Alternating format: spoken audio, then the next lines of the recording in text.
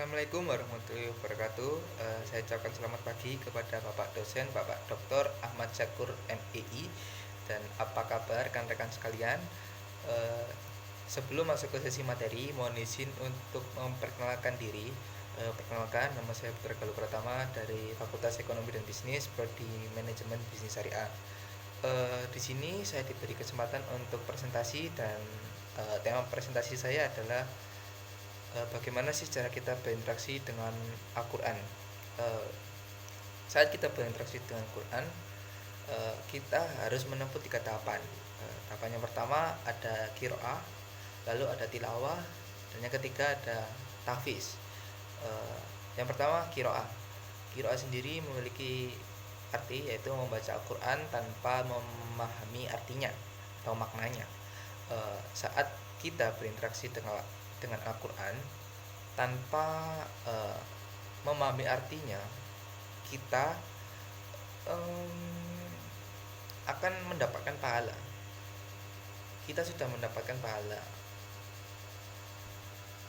Pahala yang kita dapat perbandingannya adalah satu huruf yang kita baca sebanding dengan 10 kebaikan. Begitu banyak pahala yang bisa kita dapat meskipun kita membaca Al-Quran tanpa memahami artinya. Lalu ada tilawah. Tilawah sendiri berarti membaca Al-Quran dengan mengetahui maknanya, memahami maknanya. Saat kita membaca Al-Quran tanpa memahami artinya saja atau maknanya, kita sudah mendapatkan pahala yang sangat besar, yang perbandingannya adalah satu huruf yang kita baca sama dengan 10 kebaikan. Apalagi jika kita membaca Al-Quran dan mengetahui maknanya. Saat kita membaca Al-Quran dan memahami maknanya, memahami isi Al-Quran itu sendiri,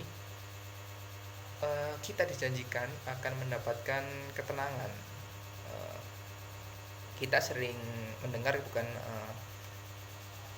orang yang mempunyai kekuasaan, mempunyai kekayaan, mempunyai ketenaran, tapi hidupnya tidak memiliki ketenangan dalam hatinya. Lalu kita yang ketiga ada tahfiz. Tahfiz sendiri adalah membaca Al-Quran yang telah dihafalkan dan mengamalkan isi Al-Quran itu sendiri. Tahfiz sendiri bisa diartikan sebagai pengulangan suatu pembelajaran, baik dengan membacanya atau mendengarkannya.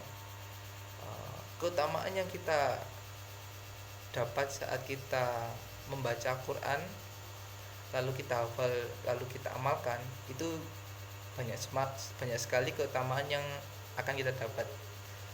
Contohnya atau antara lain, kita bisa meningkatkan iman dan meluburkan hati yang keras.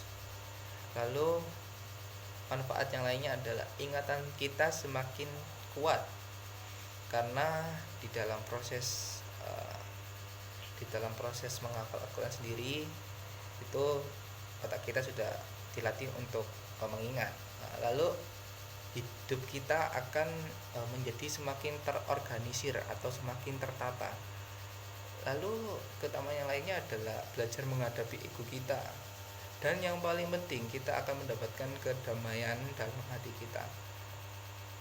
Dan masih banyak lagi yang tidak bisa saya sebutkan karena sangat banyak sekali keutamaan yang kita akan dapat saat kita membaca Al-Quran, lalu kita hafalkan serta kita amalkan.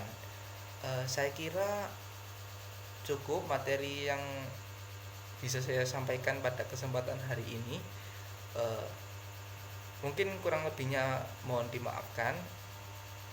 Saya kira cukup. Saya akhiri. Wassalamualaikum warahmatullahi wabarakatuh.